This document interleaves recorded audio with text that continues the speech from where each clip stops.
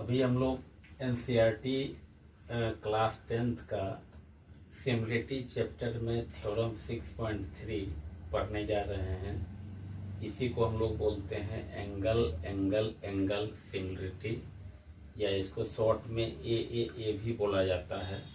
इसका स्टेटमेंट है कि if in two triangle corresponding angles are equal, then their corresponding sides are proportional and hence triangles are similar.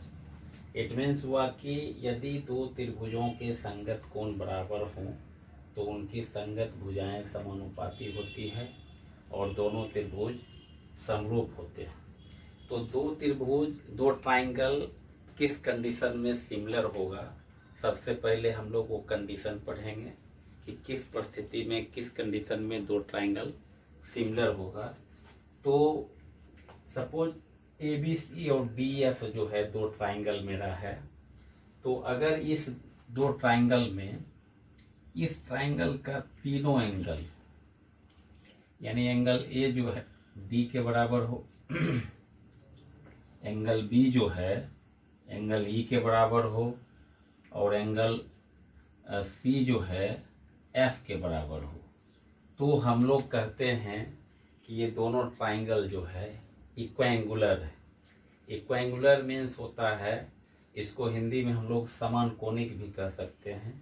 जब एक triangle का तीनों एंगल क्रमशः रिस्पेक्टिवली दूसरे ट्राइंगल के तीनों एंगल के बराबर हो, ये इसके बराबर हो, ये इसके बराबर हो और ये इसके बराबर हो, तो ये दोनों ट्राइंगल इक्वेंगुलर कहलाता है, समान कोणिक कहलाता है। और तब इनकी साइड जो हैं वो प्रोपोर्शनल होते हैं। That means AB upon D equal to BC upon F equal to AC upon DF, और तब जा कर के दोनों ट्राइंगल सिमिलर हो जाते हैं। कहने का मतलब triangle ABC similar triangle DF हो जाते हैं। तो अभी हम लोग पढ़ा कि दो ट्राइंगल किस कंडीशन में सिमिलर होते हैं।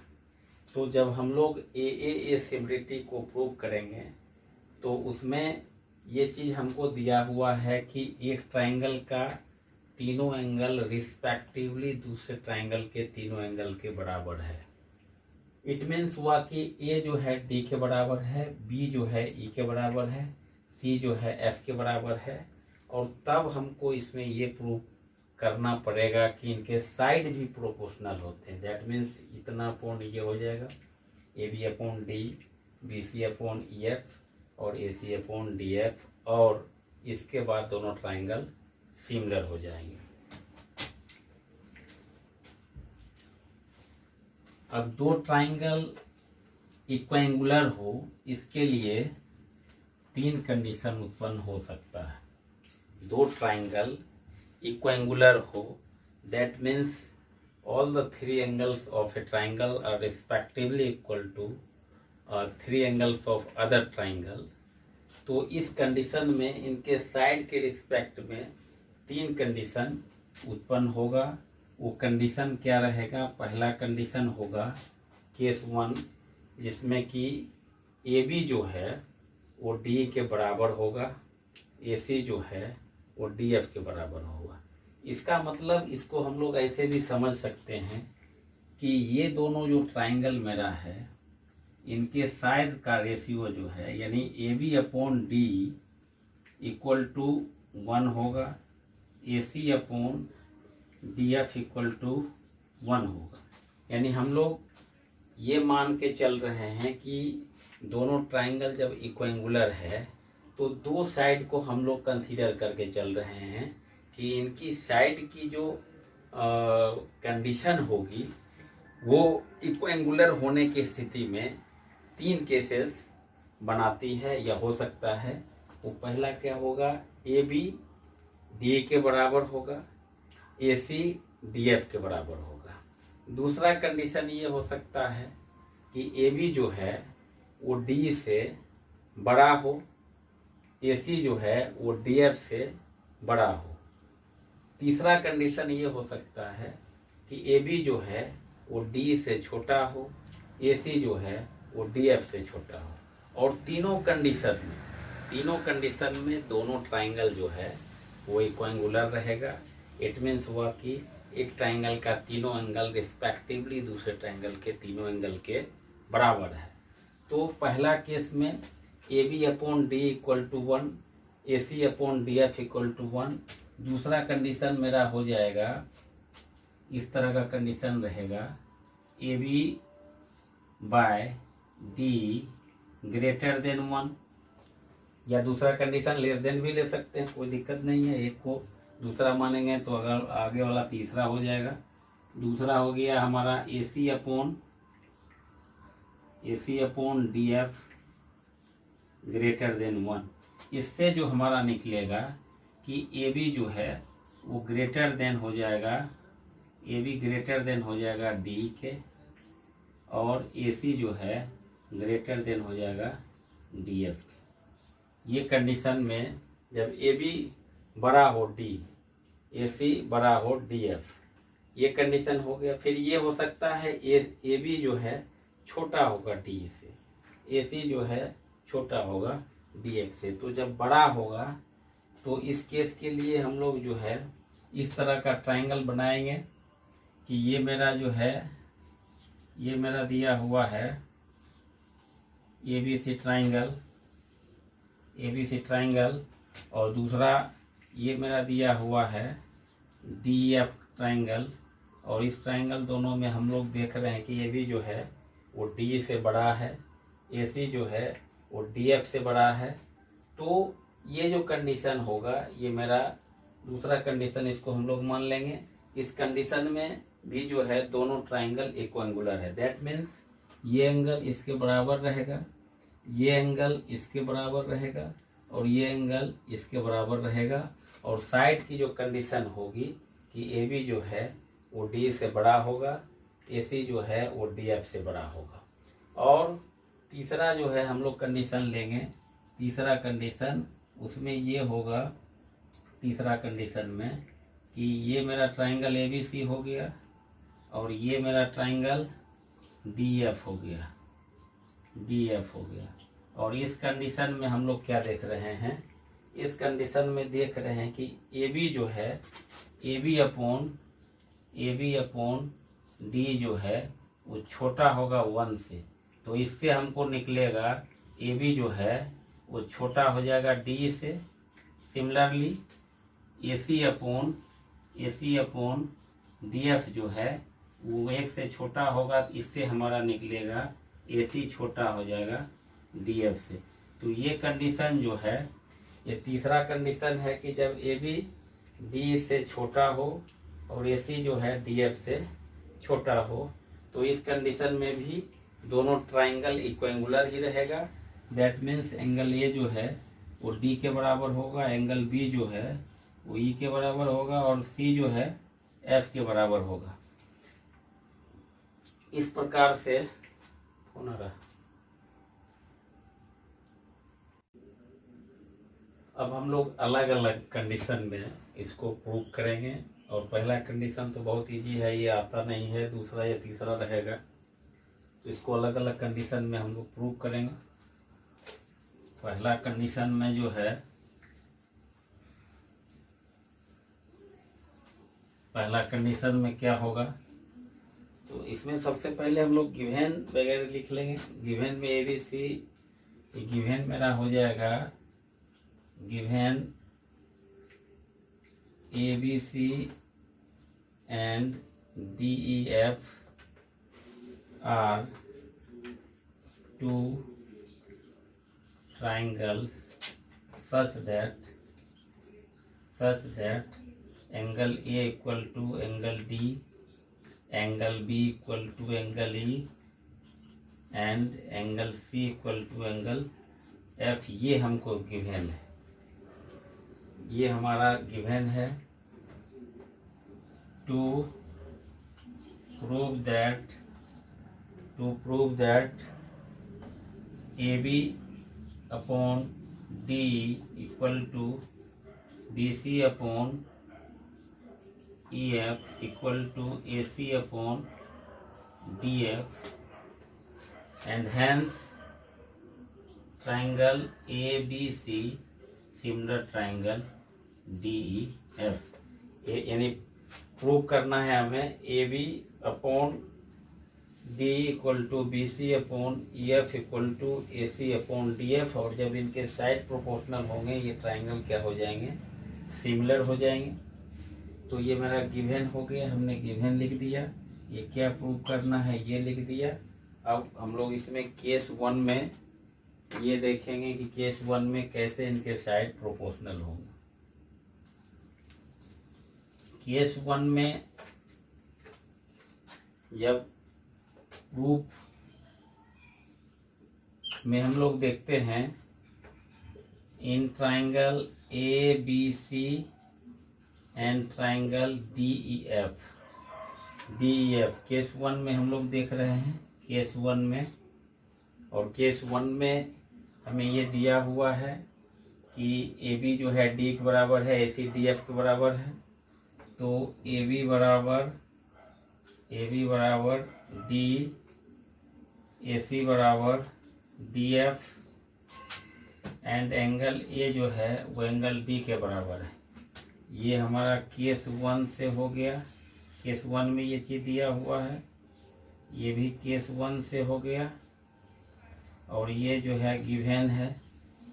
तो इस तरह से हम लोग देख रहे हैं ये ट्राइंगल ए बी सी, ये ट्राइंगल ए बी सी और ये ट्राइंगल डी एफ में कि ये साइड इसके बराबर है, ये साइड इसके बराबर है और ये बीच का एंगल बराबर है। इट मीन्स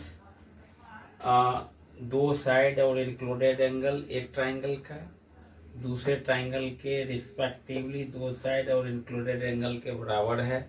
इट मीन्स दोनों ट्राइंगल कॉन्ग्रुएंट हो जाएगा। यानी triangle A B C congruent triangle D E F हो जाएगा। किस कॉन्ग्रुएंसी से? एस ए एस कॉन्ग्रुएंसी से ये कॉन्ग्रुएंट हो जाएगा। और जब कॉन्ग्रुएंट हो जाएगा तो इनका जो बचा हुआ पार्ट है वो भी इक्वल हो जाएगा। तो हमने BC की चर्चा नहीं किया था EF के साथ में, तो BC जो है EF के बराबर हो जाएगा। BC क्या होगा? EF के बराबर हो जाएगा। और इस प्रकार से जब AB जो है D के बराबर रहेगा तो AB अपॉन D 1 हो जाएगा। AC जो है DF के बराबर है तो AC अपॉन DF भी 1 हो जाएगा। BC EF के बराबर है तो BC अपॉन EF भी 1 हो जाएगा। और इस प्रकार से हमको मिलेगा AB बटे D इक्वल टू BC बटे EF इक्वल टू AC बटे DF। यानी कि AB by D equal to BC by EF equal to AC by DF। और इस प्रकार से दोनों ट्राइंगल के साइड जो हैं वो प्रोपोर्शनल हो गए। और जब इनके साइड प्रोपोर्शनल होंगे और ऑलरेडी पहले से दोनों ट्राइंगल इक्विएंगुलर है, इट मीन्स एक ट्राइंगल का तीनों एंगल दूसरे ट्राइंगल के तीनों एंगल के बराबर है, तो ये दोनों जो है ट्राइंगल इस केस में सिमिलर हो जाएगा। इस केस में क्या हो जाएगा? सिमिलर हो जाएगा, क्योंकि इसमें पहले से ये जो है D के बराबर है, B जो है E के बराबर है और C जो है F के बराबर है। और साथ ही साथ हमने यहाँ प्रूव कर दिया AB by D equal to BC by EF equal to AC by DF। तो ये दोनों ट्राइंगल जो है सिमिलर हो जाएगा। यानी triangle ABC similar triangle DEF। ये बड़ा ही आसान और सिंपल कंडीशन था जिसको हम लोग प्रूव कर दिए। अब दूसरा जो कंडीशन है उस कंडीशन में हम लोग इसको प्रूव करेंगे कि दूसरे कंडीशन में भी इनका साइड प्रोपोर्शनल होगा और ये ट्राइंगल जो है वो सिमिलर हो जाएंगे। केस 2 का जो है केस 2 का फिगर हो जाएगा हमारा। केस 2 हमने लिया था इस तरह से। ये मेरा ABC ट्राइंगल है और ये मेरा DF ट्राइंगल है। और इसमें हमने लिया था AB बाय D जो है ए बी बाई डी जो है मेरा वो बड़ा है 1 से, और ए सी बाई डी एफ जो है वो बड़ा है 1 से, और इसी से हमको ये मिला था ए बी बाई डी जो है ए बी बड़ा हो जाएगा। इसका फिगर उल्टा हो गया, इसको हम लोग इस तरह से दिखा दें, इस तरह से रहेगा, ये इस तरह से रहेगा। ए बी बाई डी बड़ा है 1 से, दैट मीन्स ए बी बड़ा हो जाएगा डी से। A C by D F D E F, A C by D F जो है वो 1 से बड़ा है, तो ए सी जो है क्या हो जाएगा, ए सी बड़ा हो जाएगा डी एफ सी, यानी ये साइड ए बी जो है वो डी से बड़ा है, ये साइड ए सी जो है वो डी एफ से बड़ा है, और इस कंडीशन में भी दोनों ट्राइंगल इक्विंगुलर है।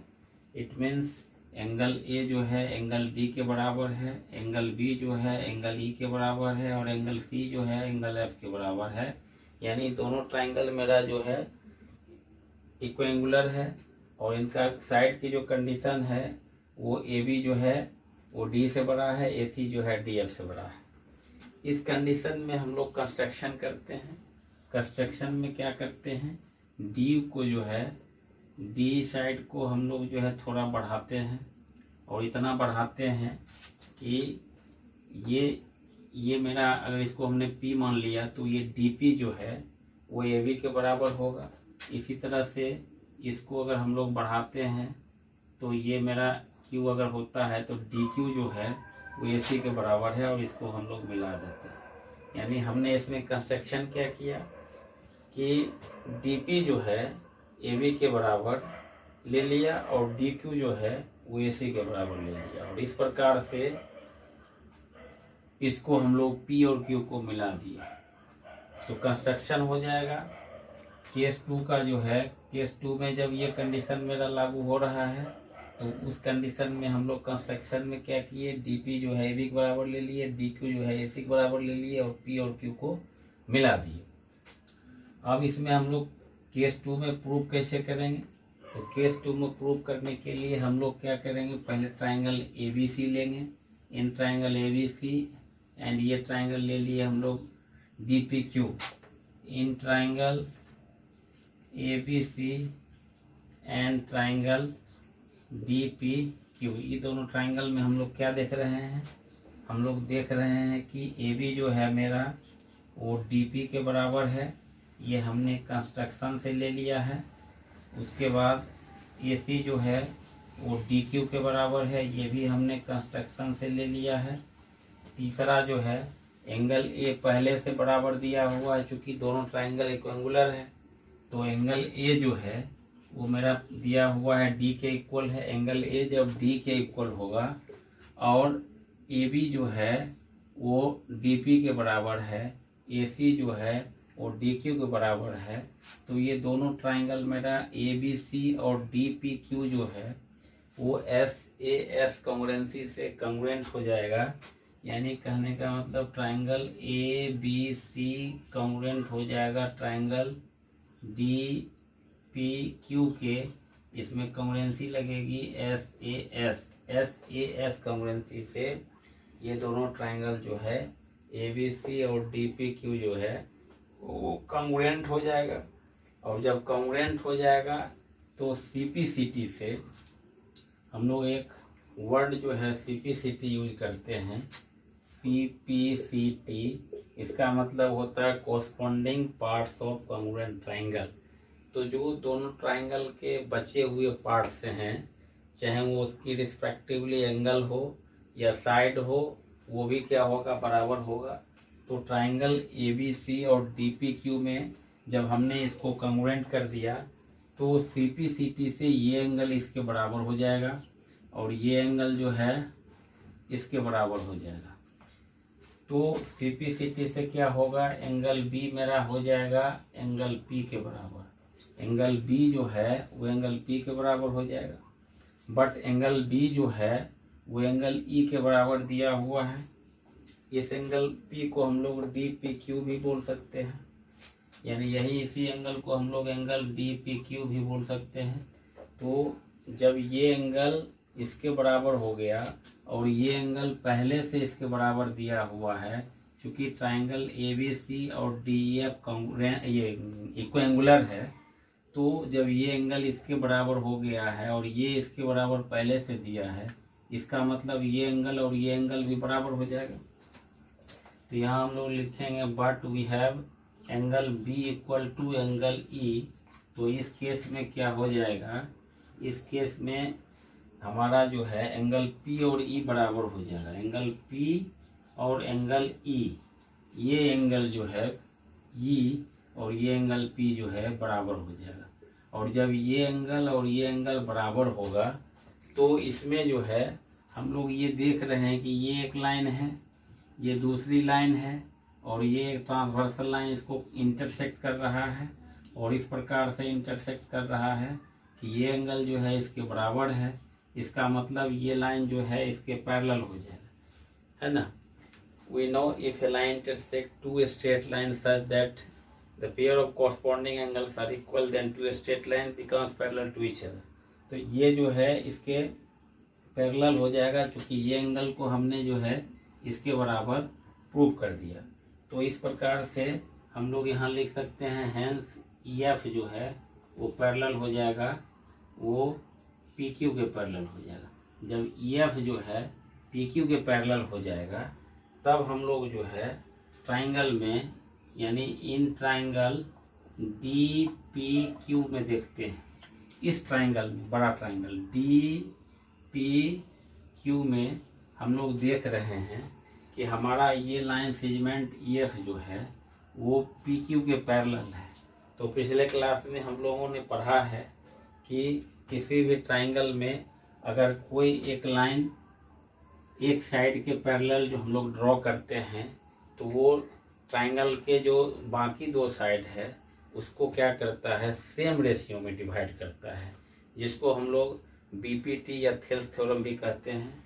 तो चूंकि हमने यहाँ EF को PQ के पैरेलल प्रूव कर चुका है, EF को PQ के पैरेलल प्रूव कर दिया है, तो इसमें जब हम लोग थेल्स थ्योरम या BPT अप्लाई करेंगे तो यहाँ से हमको जो है जिस टाइप का रेशियो हम इस साइड में लेंगे उसी टाइप का रेशियो के बराबर इस इधर से दूसरे साइड से हो जाएगा।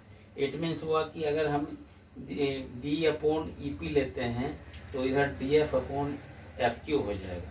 अगर हम इधर DP/D लेंगे तो इस साइड में DQ/DF हो जाएगा। ये थेल्स थ्योरम कहता है। If a line drawn parallel to one side of triangle intersect two other sides at two distinct points, then these 2 points divide the two sides in the same ratio। यदि किसी त्रिभुज में एक भुजा के समानांतर कोई रेखा खींची जाती है तो बाकी दो भुजाओं को जिन बिंदु पर काटती है, मिलती है, वह बिंदु उन दो भुजाओं को समान अनुपात में विभाजित करती है। तो ये लाइन इसके पैरेलल है, इसीलिए ये लाइन जो है इस साइड को और इस साइड को सेम रेशियो में डिवाइड करेगा, यानी जिस टाइप का रेशियो इधर लेंगे उसी टाइप के इक्वल हो जाएगा इधर वाले रेशियो से। तो अगर हम इधर जो है DP/D लिखें, यानी हमने ले लिया DP/D, तो इस साइड हो जाएगा DQ/DF हो जाएगा। बट हमको जो है हमने यहाँ कंस्ट्रक्शन से DP को AB के बराबर लिया है, तो ये DP जो है वो मेरा AB हो जाएगा, यानी ये देगा AB और ये जो है मेरा D हो गया, ये D हो गया और ये DQ जो है वो AC के बराबर है, तो ये हो गया मेरा AC और ये मेरा हो जाएगा DF। और इस प्रकार से हम लोग AB/D इक्वल टू AC/DF पर पहुंच गए। इट मीन्स जब हमने ये कंसीडर किया कि साइड AB जो है वो DP से क्या है, ये D से बड़ा है और साइड AC जो है वो DF से बड़ा है और दोनों ट्राइंगल इक्विएंगुलर है, और इसको लेकर के जब हमने आगे बढ़ा तो हम यहाँ तक पहुँचा कि ये दोनों साइड का रेशियो जो है वो क्या है, प्रोपोर्शनल है, यानी AB/D इक्वल टू AC/DF। अगर हम इस दो फिगर में ऐसा कंसीडर करें कि ए बी जो है वो डी से बड़ा है और बी सी जो है वो ई एफ से बड़ा है, और इसी आधार से हम लोग आगे बढ़ेंगे तो हमको ये मिलेगा कि A B upon D equal to B C upon E F, A B upon D equal to B C upon E F. इसी तरह से जब हम लोग ये मान करके आगे बढ़ेंगे कि ए बी जो है वो डी से बड़ा है, बी सी जो है ई एफ से बड़ा है, तो हमें क्या मिल जाएगा, A B upon D equal to B C upon E F मिलेगा। तो इसको हम लोग जो है यहाँ लिख सकते हैं, इसको हम लोग यहाँ लिख सकते हैं कि similarly we can also prove that AB upon D equal to BC upon EF while considering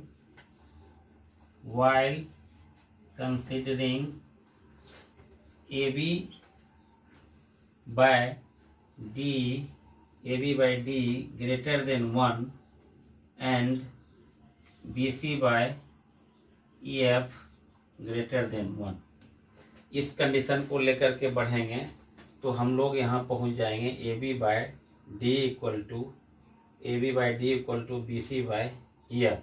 अब हम लोग यहाँ देख रहे हैं AB by D equal to AC by DF है, और यहाँ हम लोग देख रहे हैं AB by D equal to BC by EF है। दोनों को अगर मिलाते हैं तो हमको मिलता है इसमें AB by D equal to BC by EF equal to AC by DF। और इस प्रकार से हम लोग यहाँ देख रहे हैं कि इन दोनों ट्राइंगल के साइड जो है प्रोपोर्शनल हो गए। That means AB upon D equal to BC upon EF equal to AC upon DF, यानी दोनों ट्राइंगल पहले से इक्विंगुलर है, यानी एक ट्राइंगल का तीनों एंगल दूसरे ट्राइंगल के तीनों एंगल के बराबर है। और हम लोगों ने इसमें ये प्रूव कर दिया कि इनके साइड भी क्या है, प्रोपोर्शनल है। तो दोनों ट्राइंगल जो है, hence triangle ABC similar triangle DF, ये जो है दूसरे कंडीशन में हम लोगों ने प्रूव कर दिया कि जब AB जो है DA से बड़ा हो, AC जो है DF से बड़ा हो, तब भी इनके साइड जो है प्रोपोर्शनल होंगे, और प्रोपोर्शनल होने के बाद ये दोनों ट्राइंगल जो है सिमिलर हो जाएंगे। अब हम लोग इसमें तीसरा कंडीशन में चलेंगे। जब तीसरा कंडीशन में AB by D छोटा हो 1 से, तीसरा कंडीशन हो जाएगा इसका फिगर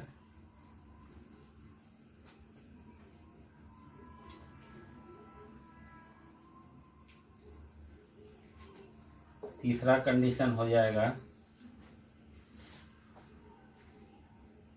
कंडीशन में ये मेरा ABC ट्राइंगल है, और ये मेरा DF ट्राइंगल है, DEF, और दोनों ट्राइंगल इक्विंगुलर है। दैट मीन्स ये एंगल जो है इसके बराबर दिया है, ये एंगल इसके बराबर दिया है, और ये एंगल इसके बराबर दिया है। इसका मतलब दोनों ट्राइंगल पहले से इक्विंगुलर है, यानी इसका तीनों एंगल रिस्पेक्टिवली इसके तीनों एंगल के बराबर है। लेकिन साइड की जो कंडीशन है, उस साइड की कंडीशन इसमें दिया है AB by D जो है स्मॉलर देन 1 है, AC by DF smaller than 1 है। दैट मीन्स AB जो है वो D से छोटा है, और AC जो है वो DF से छोटा है। ये कंडीशन में हम लोग लेकर के चल रहे हैं कि जब AB D से छोटा हो, AC DF से बड़ा है। दो लाइन के लिए तो तीन ही कंडीशन हो सकता है, या तो दोनों बराबर होगा, या बड़ा होगा, या छोटा होगा। तो इस कंडीशन में जब AB जो है D से छोटा है, AC जो है DF से छोटा है, तो हम लोग इसमें कंस्ट्रक्शन में क्या करते हैं, AB के बराबर D से DP काट लेते हैं। AB के बराबर D से DP काटते हैं। उसके बाद AC के बराबर DF से DQ ले लिए और इन दोनों पॉइंट को मिला दिए। तो इस प्रकार से हम लोग देखते हैं AB जो है वो DP के बराबर है, AC जो है वो DQ के बराबर हो जाएगा और ये एंगल जो है इसके बराबर है ही, इसलिए हम लोग को ये ट्राइंगल और ये ट्राइंगल जो है कॉन्ग्रुएंट हो जाएगा। क्या होगा? कॉन्ग्रुएंट हो जाएगा। तो हम लोग इसमें देखते हैं इन ट्राइंगल कंस्ट्रक्शन में तो ये हो जाएगा कि AB जो है DP के बराबर है, AC जो है DQ के बराबर। हम लोगों ने D और DF से काट लिया है। तो हम लोग अब प्रूफ में चलेंगे in triangle ABC and triangle DPQ। ये दोनों ट्राइंगल में हम लोग क्या देख रहे हैं? AB जो है वो DP के बराबर है, AC जो है वो DQ के बराबर है और ये एंगल पहले से बराबर दिया हुआ है। तो ये दोनों ट्राइंगल जो है वो कॉन्ग्रुएंट हो जाएगा, यानी AB इक्वल टू DP। ये हमने कंस्ट्रक्शन से लिया है। AC जो है वो DQ के बराबर है, ये भी हम लोगों ने कंस्ट्रक्शन से लिया है। और एंगल A जो है वो एंगल D के बराबर है, ये मेरा गिवन है। तो इस तरह से ये ट्राइंगल मेरा जो है ABC कॉन्ग्रुएंट हो जाएगा ट्राइंगल DPQ के, यानी ट्राइंगल ABC ये ट्राइंगल मेरा जो है वो कॉन्ग्रुएंट हो जाएगा DPQ के। जब ट्राइंगल ABC कॉन्ग्रुएंट हो जाएगा DPQ के तो CPCT से जो है ये मेरा जो कॉन्ग्रुएंट हुआ है SAS कॉन्ग्रुएंसी से।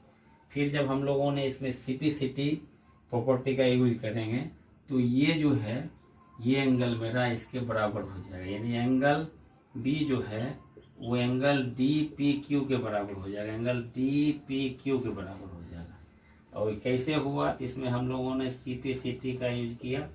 उसके बाद इसका मतलब हुआ कि जब दो ट्राइंगल कॉन्ग्रुएंट होगा तो उनके जो रिमेनिंग पार्ट्स हैं, चाहे वो एंगल हो या साइड हो, वो इक्वल होते हैं कॉरस्पॉन्डिंग। तो ये जो है इसके बराबर है, तो इसके सामने का ये एंगल और इसके सामने का ये एंगल बराबर हो जाएगा। ये इसके बराबर है तो इसके सामने का ये एंगल और इसके सामने का ये एंगल बराबर हो जाएगा। तो इसी को हम लोग CPCT बोलते हैं, ठीक है। एंगल B जो है DPQ के बराबर हो जाएगा, बट एंगल B जो है मेरा दिया हुआ है एंगल E के बराबर है।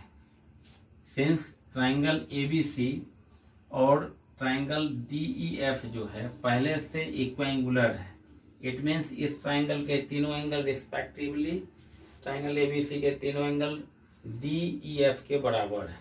तो जैसे मेरा B जो है वो E के बराबर होगा, बट एंगल B जो है DPQ के बराबर है। इसका मतलब हमको यहाँ से मिलेगा एंगल DPQ जो है वो एंगल E के बराबर हो जाएगा। जब एंगल DPQ जो है ये DPQ एंगल जो है ये एंगल इसके बराबर हो जाएगा। तो अब पिछले फिगर में भी हम लोगों ने देखा था कि ये कॉरस्पॉन्डिंग एंगल है और जैसे कॉरस्पॉन्डिंग एंगल इक्वल होगा ये लाइन जो है इसके पैरेलल हो जाएगा। हैंस क्या हो जाएगा? PQ पैरेलल हो जाएगा EF के, PQ पैरेलल हो जाएगा EF के, क्योंकि ये कॉरस्पॉन्डिंग एंगल इक्वल हो गया। जैसे कॉरस्पॉन्डिंग एंगल इक्वल होगा ये लाइन क्या हो जाएगा? पैरेलल हो जाएगा। अब हम लोग जो है इसमें जो है ट्राइंगल ले लेते हैं DEF। इन ट्राइंगल DEF ट्राइंगल में हम लोग देखते हैं क्या देख रहे हैं। इसमें हमारा PQ जो है ये PQ वो EF के पैरेलल है, तो PQ पैरेलल हो गया EF। और जैसे PQ EF के पैरेलल होगा तो इसमें हम लोग जो है BPT थ्योरम यूज करेंगे, BPT।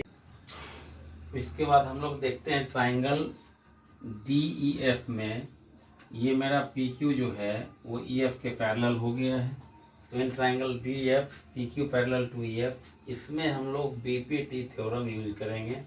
BPT थ्योरम में कहने का मतलब ये लाइन जो है इसके पैरेलल है, तो ये लाइन जो है PQ इस साइड D और DF को सेम रेशियो में डिवाइड करेगा।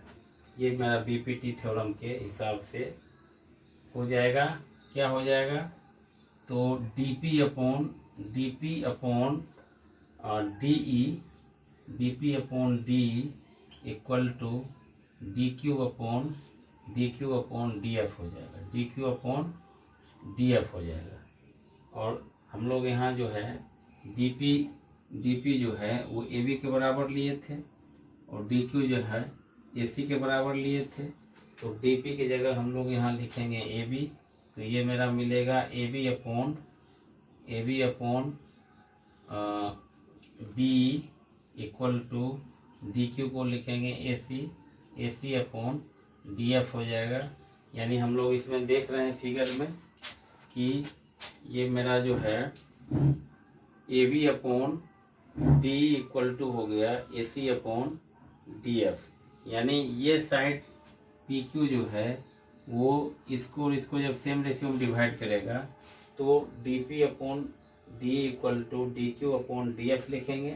फिर डी पी के जगह जो है ए बी लिख देंगे, डी क्यू की जगह पर A B upon D equal to A C upon D F हो गया, A B upon D equal to A C upon D F हो गया। जब हमने ये माना, ये कंसीडर किया कि ए बी जो है वो डी से छोटा है, ए सी जो है वो डी एफ से छोटा है। सिमिलरली जब हम ए बी को डी से छोटा और बी सी को ई एफ से छोटा मान करके आगे बढ़ेंगे तो हमें मिलेगा A B upon D equal to B C upon E F. तो हम लोग इसमें जो है एक लाइन लिख सकते हैं,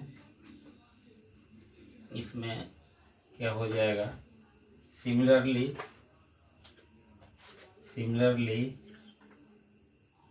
ए B upon D equal to